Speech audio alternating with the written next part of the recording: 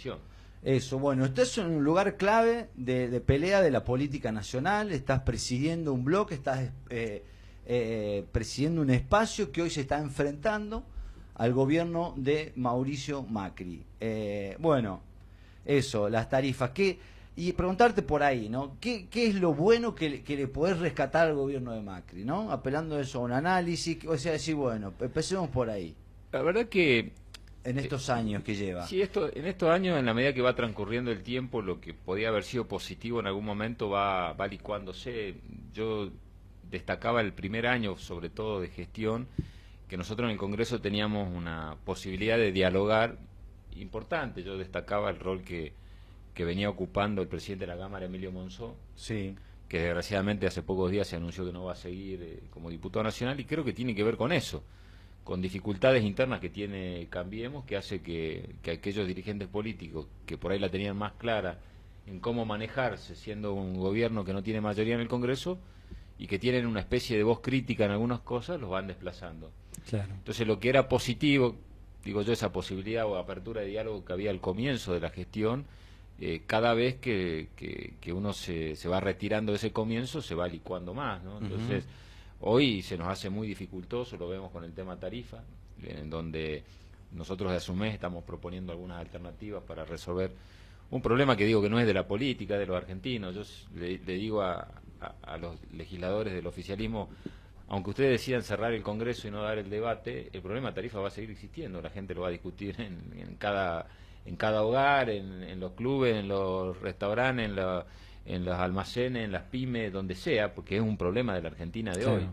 Entonces, lo que era positivo al comienzo se va licuando, y la verdad que hoy se hace cada vez más dificultosa decir, bueno, esta es la parte positiva de un gobierno que está entrando. Ellos criticaban mucho lo que decían el relato, ¿no? Que habían venido a cambiar la Argentina, y los cambios que le habían planteado a los argentinos hoy no se ven, y el relato lo está generando el propio gobierno, está quedando preso su propio relato y cada vez se está aislando más. Eso es lo que a mí me preocupa, y lo decimos desde un espacio de que ha demostrado que la verdad que nosotros no nacimos para apostar al fracaso del gobierno. Yo digo, cuando fracasa un gobierno, la verdad que el que paga los platos es el que menos tiene, porque es el que tiene menos espalda para aguantar.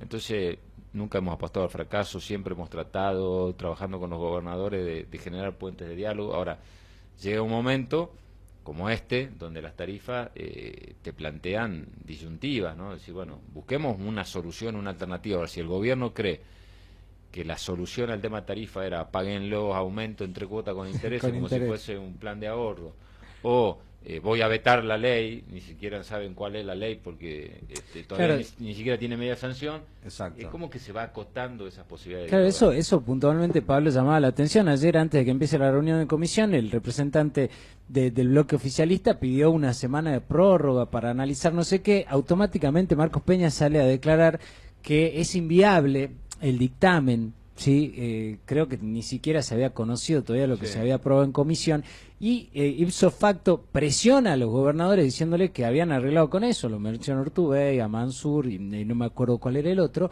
y lo que hacen es eso, hay una intransigencia total, y a cualquier costo no van a ceder absolutamente nada con el tema tarifas, ¿no? Parece que esa es la idea, y no está buena, no les va a ir bien con eso. Es que yo creo que primero, lo peor que puede hacer el jefe de gabinete es hacer lo que está haciendo ahora, es presionar públicamente, porque eso te genera la reacción totalmente contraria, porque nosotros no somos empleados de Marcos Peña. Claro. Entonces, si Marcos Peña dice porque los diputados que trabajan con tal o cual gobernador deberían votar de esa manera, y automáticamente te genera el efecto inverso, porque si uno hiciera eso, ¿cómo haces vos para después no explicar que termina siendo funcional a Marcos Peña? Y claro, el problema no es Marcos Peña, el problema no es el veto, el problema son las tarifas.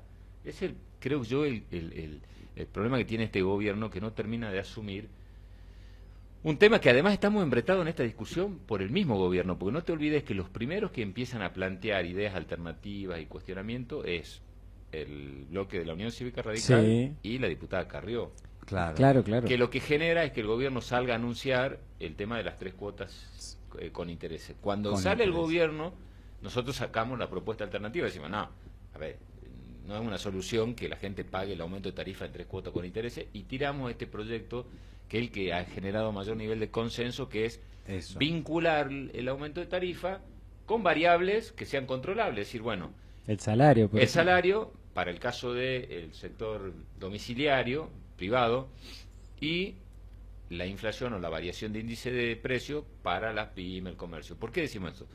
Porque hay un dato de la realidad. Este gobierno había calculado inflación del Sí. 15%. Claro. Sí, ya va. El mismo Fondo Monetario ya está diciendo que va a estar cerca de 20. Digo, ¿por qué las tarifas van a aumentar el doble? Ujú. O sea, si vos, las paritarias están cerrando todo abajo del 15%, ¿por qué las tarifas van a aumentar el triple? Entonces, uno no está congelando tarifa. Primero, para empezar a voltear los El argumentos mito, del sí, gobierno, sí, ¿no? sí. O sea, no, la irresponsabilidad es congelar tarifas. No estamos planteando congelar tarifas. Nosotros lo que estamos diciendo es que las tarifas deben ir al ritmo del bolsillo de los argentinos, nada más ni nada menos. Ni le fijamos tarifa al gobierno. Ese es el otro mito. El gobierno va a ser quien va a seguir Claro, fijando ni tarifas. le niegan el ajuste, digamos, porque ellos son los que están gobernando toda esa decisión, pero claro que... Entonces, que- a ver, las tarifas pueden seguir creciendo. A ver, para que tengan una idea, la tarifa del gas en los 2 primeros años de Macri casi aumentó el 1000%. Claro. Los salarios no aumentaron ese ritmo. Entonces, ya recuperaron terreno las tarifas. Ya recuperaron terreno. Bueno, ahora empecemos a relacionarlas con lo que la gente puede pagar. Entonces, esa discusión es la que no quiere dar el gobierno. Si a esa discusión lo único que te plantea el gobierno es el veto, es muy difícil dialogar de esta manera. Sí, de algún punto podría verse como un error político porque logró lo impensado, que era también que se lleguen a los 2/3, ¿no? Fue como lograron cierta Claro, unión el de quórum, toda la el oposición, ¿no? Bueno, eso también Tuvieron ahí, eso tendría que plantearse el gobierno también, lo que vos decís. ¿Qué hice yo para lograr que los que piensan tan distintos se unan? Claro. Ujú. Digamos, Claro. ¿no será que el error lo tengo yo? Ayer lo decía la diputada Camaño en su discurso. Ella decía, yo fui una de las voces más críticas del gobierno anterior. Ujú. El gobierno actual se tendría que preguntar qué es lo que está haciendo mal para lograr que los que pensamos tan distinto hoy estemos pensando igual sobre el tema tarifa. El problema del gobierno es que ve siempre el error en el otro, ¿no?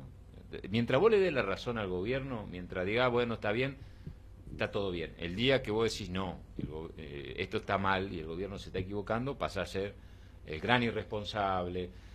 El problema es que al gobierno se le están abriendo varios frentes. Lo Sí. que pasó ayer con el tema del dólar no es un dato menor. No. ¿Por qué? Porque lo que pasa normalmente en economía, cuando interviene el presidente de un banco central y aumenta la tasa de interés, automáticamente el dólar tiene que quedarse quieto o bajar. O bajar y no pasó. No pasó. Entonces generó la reacción de falta de confianza del mismo sector financiero que normalmente es el que acompaña a este gobierno. Entonces, Claro que se ha beneficiado bastante, entonces ¿no? ya la gente más cercana a este gobierno es la que le está perdiendo confianza. No es un dato menor lo que está pasando a nivel económico. Entonces, creo que el gobierno, en vez de enojarse con la oposición o amenazar con veto o presionar públicamente para que los diputados de tal o cual gobernador voten de esta manera, tendría que empezar a preocuparse por los problemas reales que están pasando.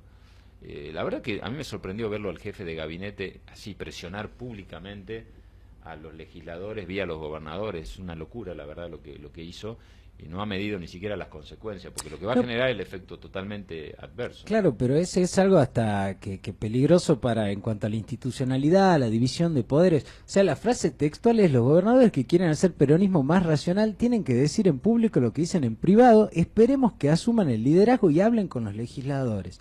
Como decían, los legisladores tienen que obedecer a los gobernadores cuando teóricamente, Pero le según habla- la división de poderes, no es así. ¿Le habla Urtubey ahí o no? Claro, Sí, pero, pero o sea, ¿qué además- viene detrás de esta presión? Además hay temas y temas. Nosotros hemos sido muy respetuosos de los acuerdos firmados en su momento con Sí. los gobernadores, el caso del compromiso fiscal, e incluso no hemos tenido hasta temor en asumir costos políticos personales a tomar decisiones cuando sabíamos que estaba en juego cuestiones que tienen que ver con recursos de las provincias, compromisos. Ahora, en este caso, en realidad, lo que está en juego es el bolsillo de los argentinos. Claro.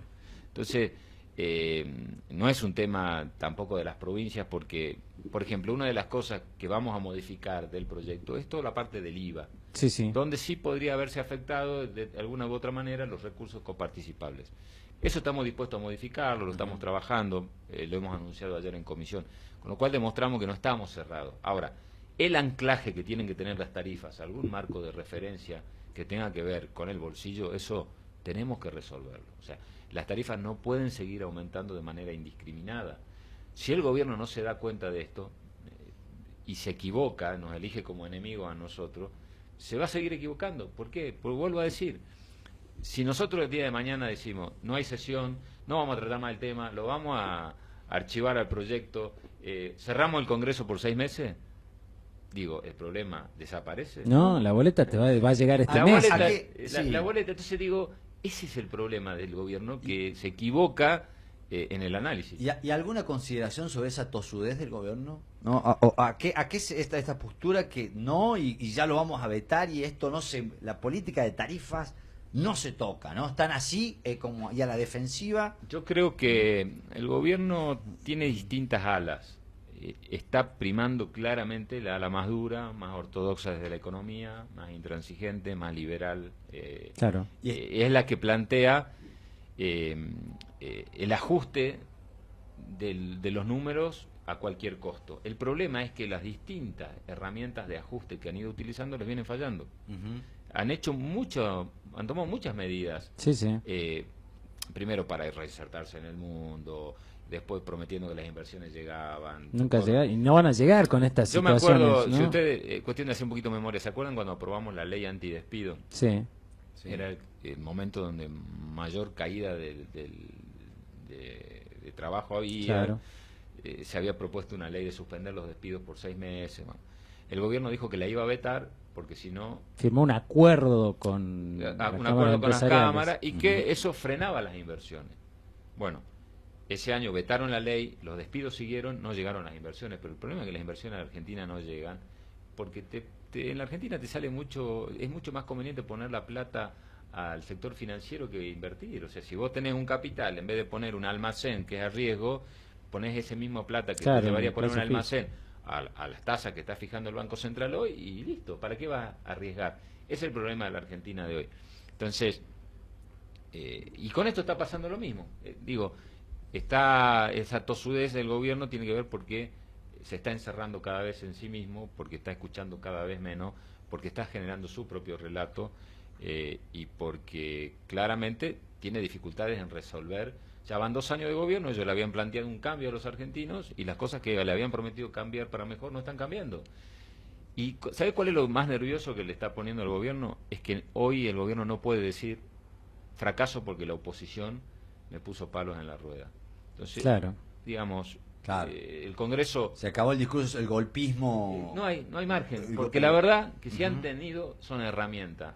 Le hemos dado las herramientas para resolver el problema de los hold-out.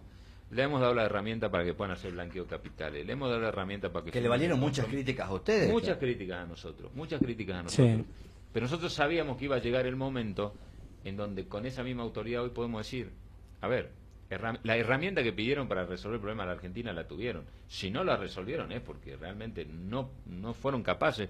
Y hoy está pasando eso. Entonces, ¿quién le puede creer al gobierno si hoy se para y dice, no, porque me quieren boicotear? ¿Quién? ¿El Congreso? Si le dio las herramientas que necesitaba. Claro, claro. Y el problema es que hemos llegado hoy a un punto con el tema tarifa que es crítico.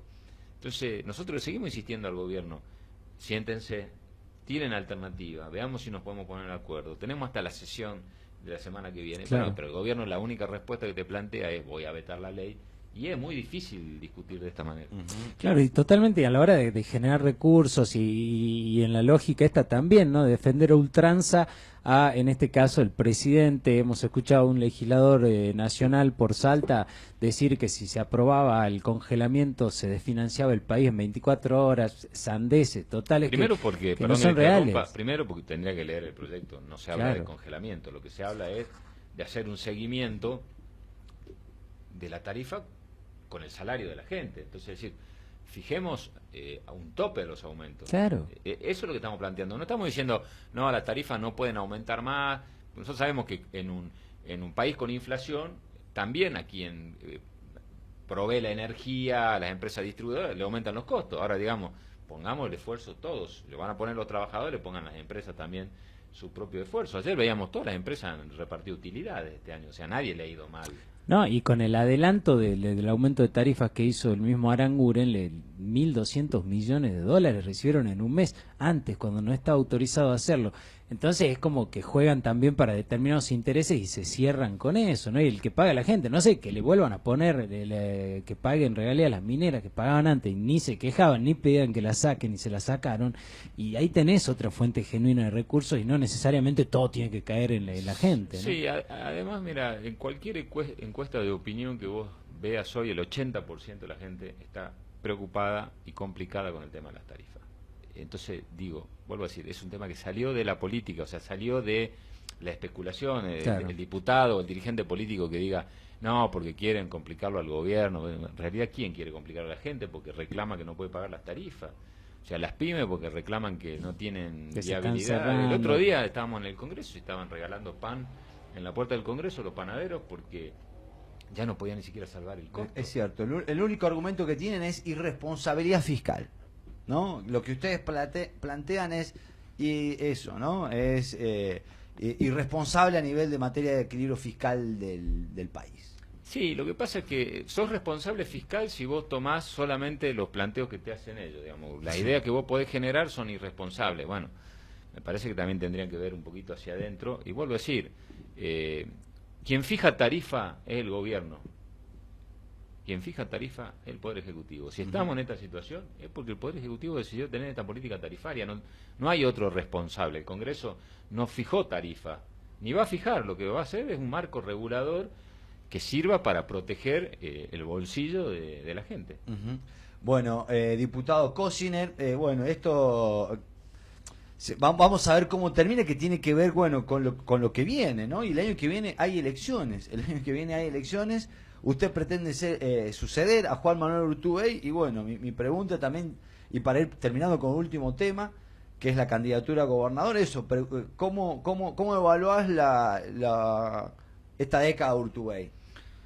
Es muy difícil Sí, hablar de elecciones en este marco, ¿no? Porque yo me imagino, y uno trata de hacer la gimnasia esta, siempre ponerse del otro lado del que está escuchando y decir, Claro. semejante problema, ¿viste? Que te empiecen a hablar de candidatura.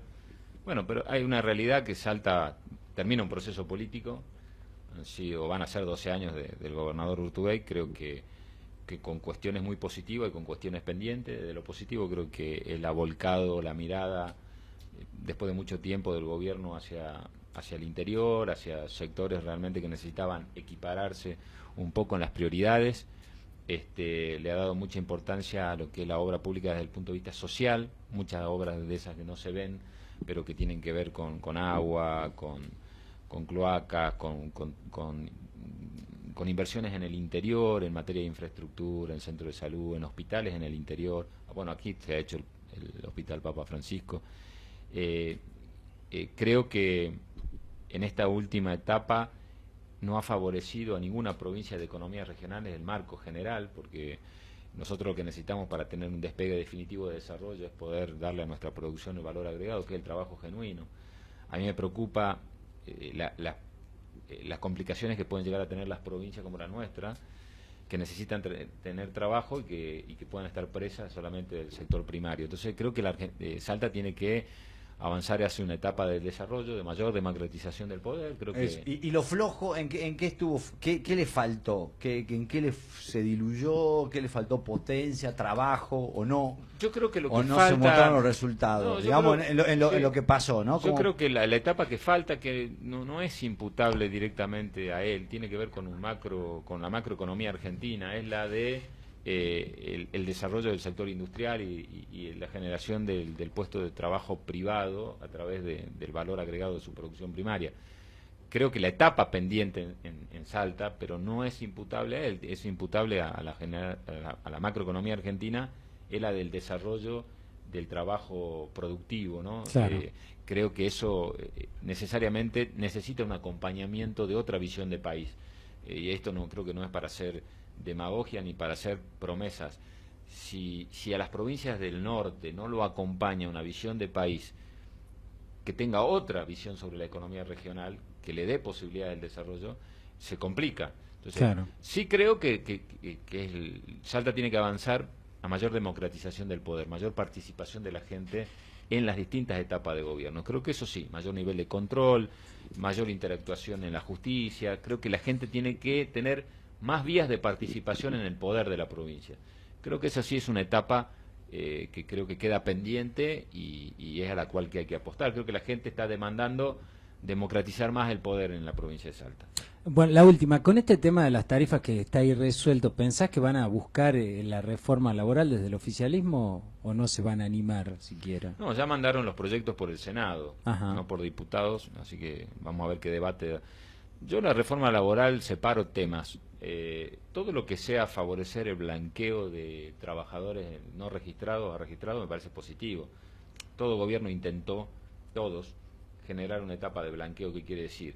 Tenemos más del 30% de trabajadores no registrados, a los cuales nadie defiende. Claro. Que esos trabajadores pasen a englobar los trabajadores legales, registrados, me parece importante. Eso creo que puede llegar a tener, si el gobierno tiene una iniciativa, acompañamiento. Todo lo que sea vulneración de derechos adquiridos, No. disminución de indemnizaciones, de la antigüedad, afectaciones, sí. eso creo que va a estar mucho más complicado. Entonces, no es un solo tema, son varios, y vamos a ver el debate que le da el Senado, pero yo separaría Claro, hay en cosas que esto, ¿no? sirven Lo y que cosas es, que no. la regularización de trabajadores no registrados, creo que es positivo. La vulneración de derechos adquiridos por parte de trabajadores me parece que es negativo y no creo que tenga posibilidad de avanzar. Muy bien, Bueno, buenísimo. Bueno, Pablo, la última, tengo una duda, años mozo de Pablo Cosiner, Ajá. ¿por qué el tirá para arriba, tirá de Miguel Mateos? ¿Por qué era? Porque ¿No, era no se hacían poco en esa época? No, la gran rebeldía era tirar la cosa para arriba, imagínate cómo era en la época. No, a mí siempre me encantó Sassi y Miguel Mateos. ¿Y qué se tiraba el buzo? Pablo? Sí, tiraba lo que tenía en mano. Así es. Buenísimo. Bueno, Pablo, muchísimas gracias por tu No, visita. pará, ya que Pará. está la última, pará, que tengo Y nos acá. vamos con Miguel Mateos. Exactamente. No, porque tiene 3 nombres. Tiene Sí. 3 nombres. Pablo Francisco Juan. Así es. Pablo el mío, original, y Francisco y Juan, los dos de mis abuelos. Uno paterno y otro materno. Para no quedar mal Bueno, con nadie, está Pablo bien. Francisco, Sí. Pablo. Los tres son tuyos originales. Pablo. Claro, pero digamos- no había un Pablo. Exactamente, es el Francisco original, Juan, el propio. Pablo, no había el un Pablo. propio. Francisco y Juan eran y- mis y abuelos. 3 nombres y apodo popularmente El conocido. problema es que el como- Pablo, no, el problema es el Pablo que termina siendo ¿Qué? Pablito toda la vida. ¿Quién era? En el barrio Pablín. eras Pablito. Sí, ¿De siempre qué eso. zona sos, Pablo? ¿Acá de la ciudad, más o menos? Mira, yo toda mi adolescencia la hice en el barrio intersindical. Ahí En el es Inter, donde- zona sur. Zona sur. Después, Ajá. bueno, fui mutando Claro. por distintos lugares. Pero de adolescente tuviste Sí, ahí, ahí es donde pateaste las estuve calles. más radicado, digamos. Ajá, Sí, buenísimo, buenísimo. Pablo, gracias por No, la muchas entrevista, gracias a por ustedes, venir. muchas